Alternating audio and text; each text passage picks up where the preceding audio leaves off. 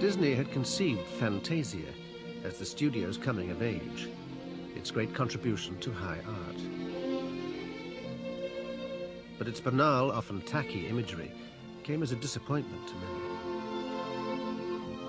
In this scene, which accompanies Beethoven's Sixth Symphony, the heads of Disneyfied American teenagers are grafted onto the bodies of centaurs. I remember when we would work on Fantasia, some of the guys saying, "Oh God, someday we'll be proud to say that we worked on Fantasia." It's just the opposite, see? I see it now, and I wonder, what the hell could we do that? We seem to have gone crazy. How could we, translate Beethoven's Sixth Symphony into that bacchanal? I don't know.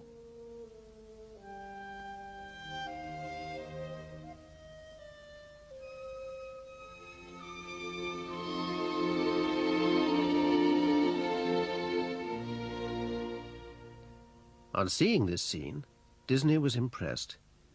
He said, "Gee, this'll make Beethoven."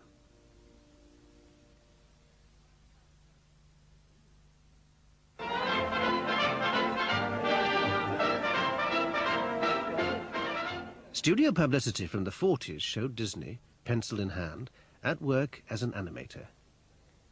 In fact, he played no part in drawing any of the classic Disney films. Walt was not a good draftsman and did it only for the camera. He was not an artist. He was always being asked when he was out in the hinterlands giving talks and meeting people, draw Mickey, and he couldn't draw it. So I remember when they got old Freddie Moore, who was considered the best Mickey Mouse man, to teach Walt how to draw a three-quarter shot of Mickey Mouse, which Walt used from then on. A three-quarter shot of the face so that he could sign that. That's his drawing.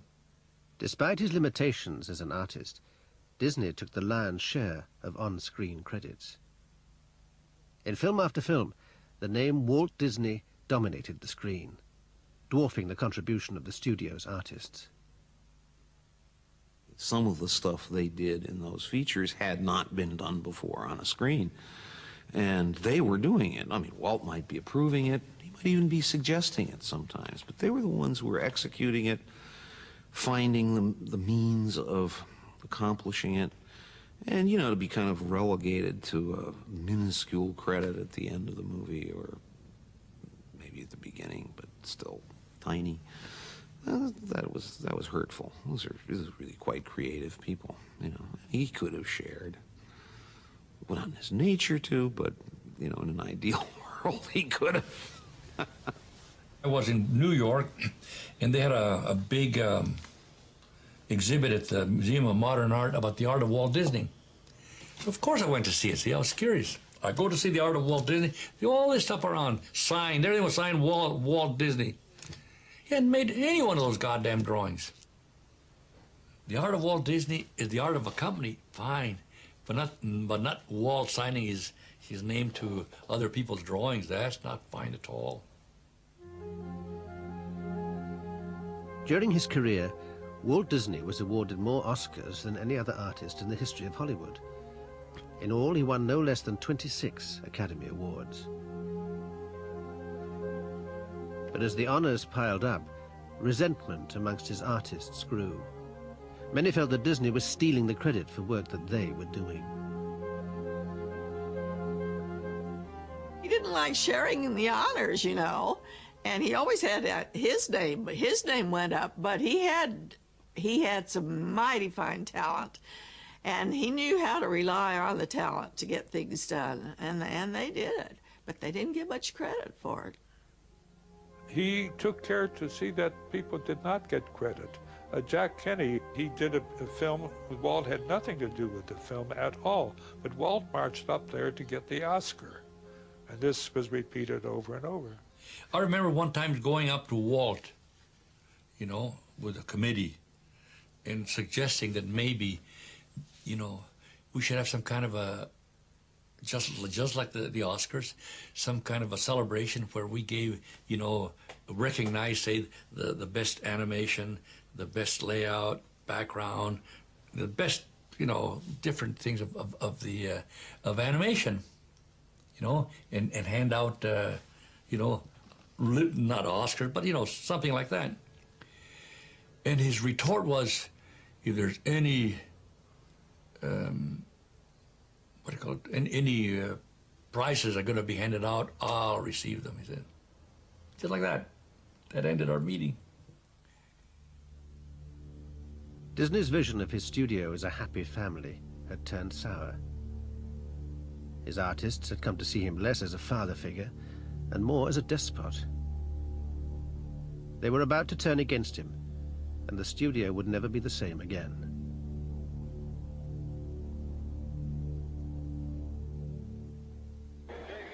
Early in 1941, the workers voted to establish a trade union.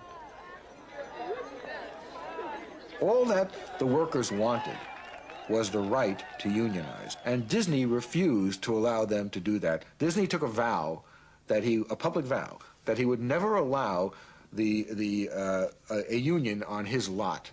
He didn't want any outside interference, and he considered, you know, having a union leader come in and tell him what he could do, how he had to treat his workers.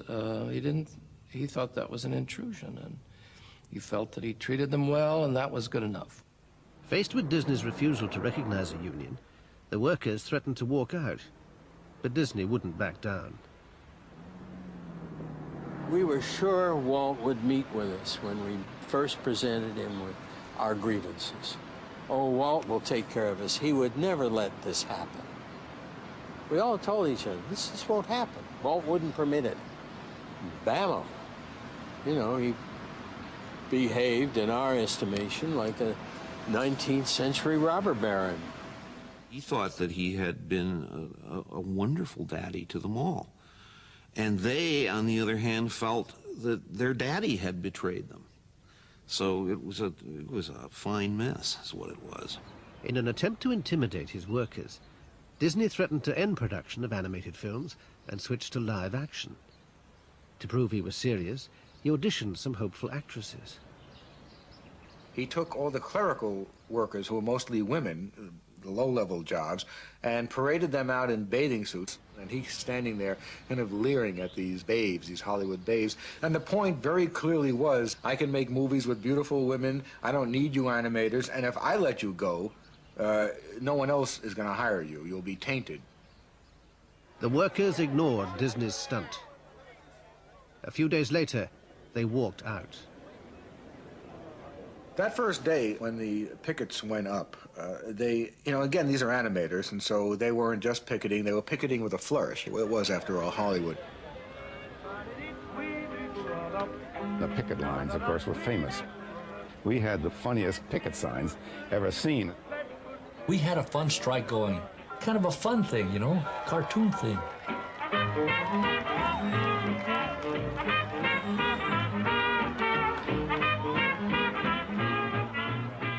Drawing on French revolutionary tactics, the strikers decided to decapitate Disney's strike negotiator.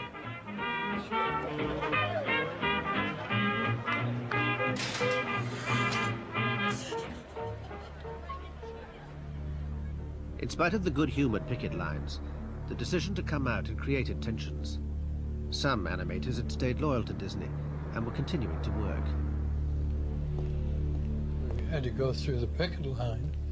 We had fellows in our units who were out on strike, fellows in our units who would not go out on strike. Feelings ran awfully high between people outside and the people inside.